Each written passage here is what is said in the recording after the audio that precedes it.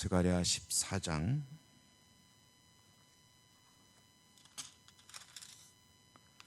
16절부터 마지막 절 21절까지입니다. 구약성경 스가랴 14장 16절부터 21절까지 한 절씩 교독하겠습니다. 예루살렘을 치러 왔던 이방 나라들 중에 남은 자가 해마다 올라와서 그 왕 만군의 여호와께 경배하며 초막절을 지킬 것이라.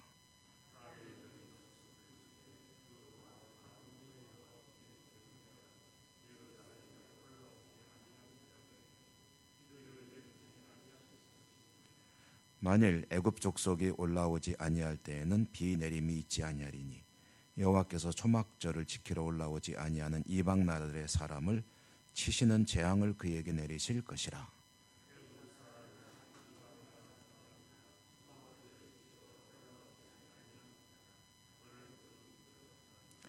그 날에는 말 방울에까지 여호와께 성결이라 기록될 것이라. 여호와의 전에 있는 모든 소치 제단 앞 주발과 다름이 없을 것이니 예루살렘과 유다의 모든 소치 만군의 여호와의 성물이 될 것인즉 제사 드리는 자가 와서 이 솥을 가져다가 그것으로 고기를 삼으리라.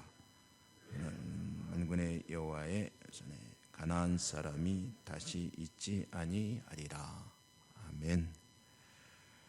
주님 은혜 함께 하시기를 기원드립니다. 이제 스가랴 선지자를 읽어왔는데 오늘까지 읽습니다. 스가랴 선지자 유다 나라가 망하고 바벨론의 포로로 끌려갔다가 다시 귀환한 후에 돌아온 백성들을 향해서 하나님 말씀을 받아 전한 그런 선지자입니다. 스가랴 선지자가 전한 메시지 내용 크게 두 가지라고 말씀드리고 있죠. 하나는 재건축에 들어갔다가 중단했던 성전 재건의 공사를 다시 시작하라 하는 그런 메시지, 그리고 성전 재건보다 사실은 더 중요한 것은 오실 메시아를 맞이하기에 흠없는 백성으로 준비하라 하는 그런 내용의 두 가지 메시지를 하나님 말씀을 받아서 전해 주었습니다. 그 중에 오늘 이제 우리가 그 마지막 대목을 읽었으니까 마지막이면 이제 결론이죠. 스가랴 선지자가 하나님께 받은 말씀 그리고 백성들에게 그대로 전해준 말씀의 핵심 결론, 그러니까 무슨 소리를 하고 싶은 거냐라고 물어본다면 오늘 이 말씀을 읽으면 된다, 그런 얘기가 되겠죠.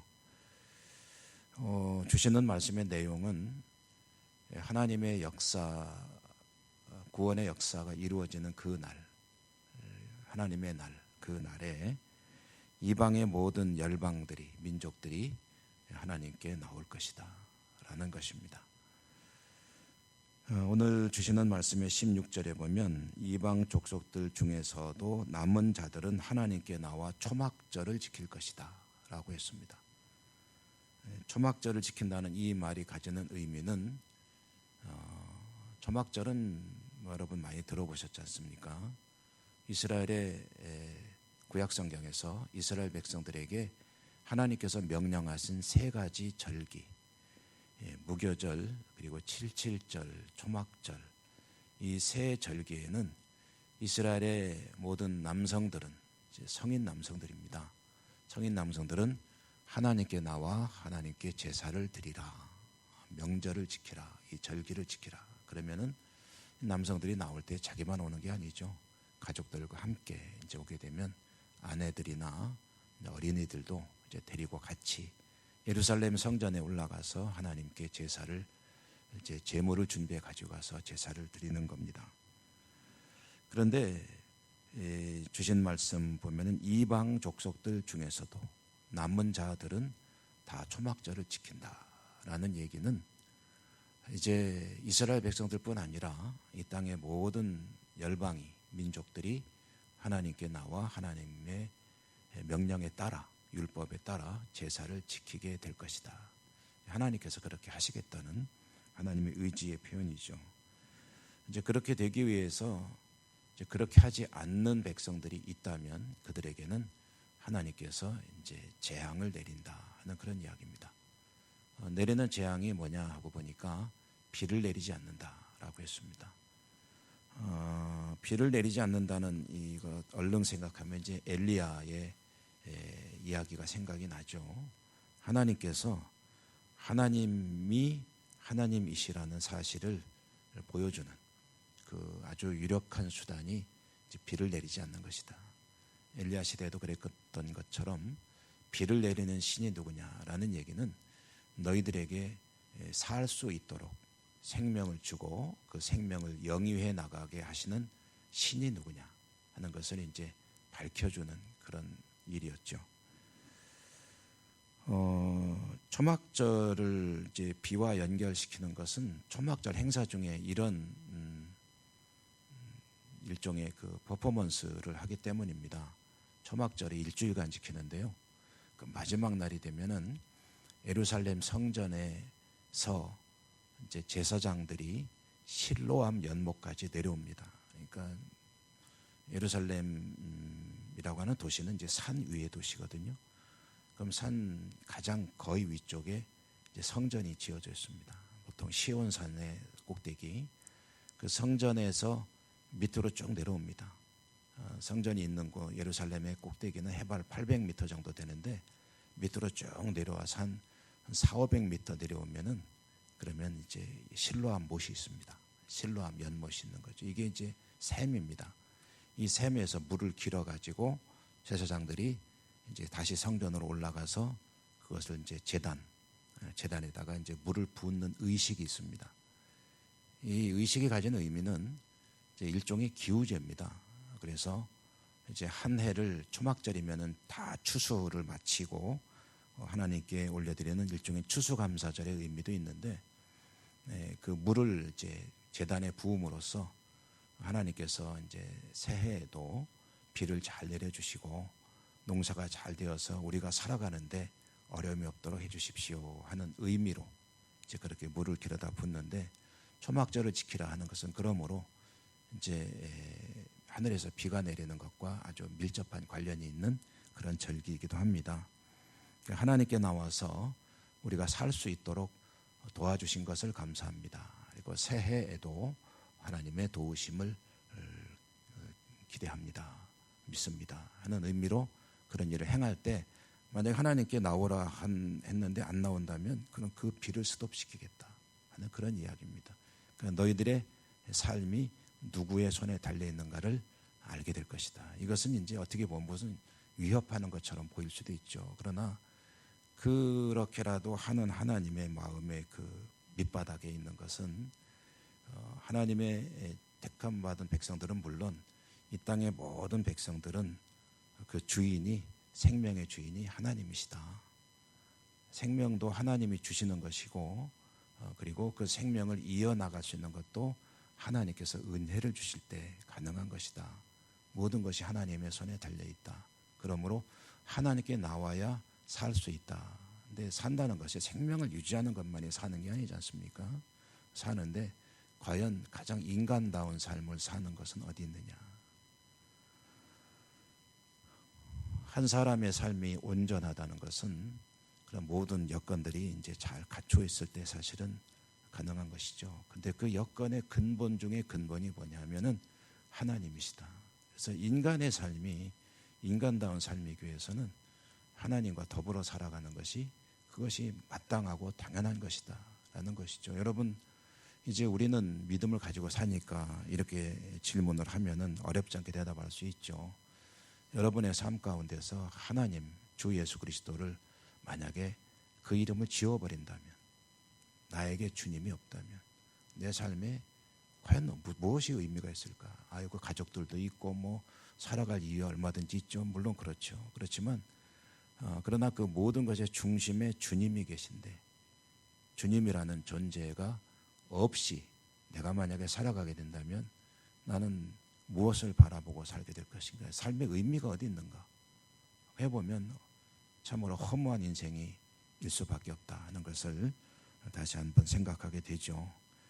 그러므로 이제 최종적인 결론의 말씀이 뭐냐 하면은 오늘 20절에 보면 말 방울에까지 여호와께 성결이라 기록될 것이다.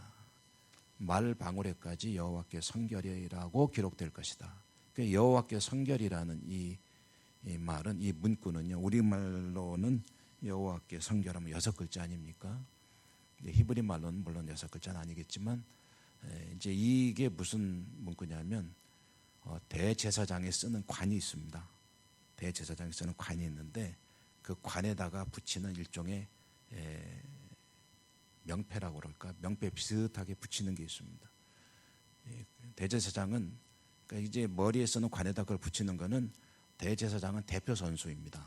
대표 선수로 온 모든 백성들을 대표해서 하나님 앞에 성결한 존재라는 겁니다. 제사장이 성결, 거룩해야 하고 그 제사장이 대표하는 하나님의 백성들이 성결해야 된다.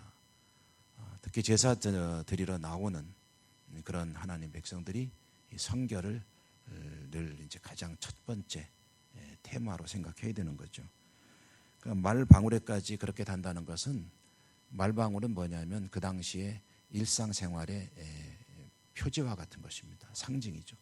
그러니까 일상생활의 현장에서도 하나님 백성들은 여호와께 성결한 백성으로 이제 살아가게 될 것이다, 살아야 한다 하는 그런 결론의 말씀입니다. 택함받은 백성들도, 아직은 하나님 백성이 아닌 것 같은 그들도 결국은 하나님 앞에 나와 제사를 드리며 하나님을 예배하고 찬양하는 거죠. 경배와 찬양을 드리며 하나님의 택함받은 백성, 모든 백성들이 되어 거룩한 하나님의 나라로 살아가야 하는 것이다. 그렇게 되어야 한다라는 말씀이 결론으로 주어집니다. 그러므로 이제 신약의 말씀을 하면 땅끝까지 이르러 내 증인이 되리라. 모든 이 땅 열방의 민족들이 복음을 받아들이고 주 예수 그리스도를 구주라 고백하며 하나님을 예배하고 찬양하는 하나님의 나라가 이루어지는 그날까지 이제 우리는 어떻게든 복음의 증인으로 살아야 하는데, 그 가장 근본이 뭐냐면 삶의 현장에서 거룩한 하나님의 백성으로 살아가는 것이다. 이게 최종 목표입니다.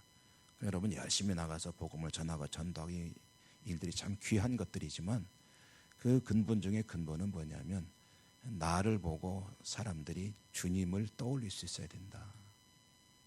저 사람은 참 좋은 사람이야. 그런데 왜 그러냐면은 예수님 믿는 사람이라 그래. 이것이 이제 이 땅을 하나님의 나라로 이뤄가는 근본이라는 겁니다. 예수님 믿는데 아유 안 믿는 사람보다 못해 라는 그런 평이 나온다면 그건 참 곤란한 것이죠. 참 우리가 얼마나 부족합니까? 끊임없이 노력해야 되는 거죠. 하나님 앞에 성결한 백성으로 살 수 있기 위해서 끊임없이 노력해야 되는데, 그 길은 하나님 말씀 가운데 있는 것이고, 그래서 말씀 따라 사는 것이고 성령의 인도하심에 따라 사는 것이고, 오늘도 그렇게 승리하는 복된 하루가 되시기를 축복합니다. 은혜로우신 하나님 감사합니다. 스가랴 선지자를 통해서 하나님께서 들려주신 말씀을 또 한 달 동안 읽어왔습니다. 저희들이 결국은 하나님 앞에 성결한 백성으로 거듭나 또 성숙해야 되겠는데 많이 모자랍니다. 성령님 인도해 주시는 그 말씀 따라 저희들이 순종하고 승리하는 주의 백성으로 살아갈 수 있도록 오늘도 축복하시고 저희들의 온 삶을 인도하여 주옵소서. 감사하고 예수님 이름으로 기도드립니다. 아멘. 하늘에 계신 우리 아버지의 이름을 거룩하게 하시며 아버지의 나라가 오게 하시며 아버지의 뜻이 하늘에서와 같이 땅에서도 이루어지게 하소서.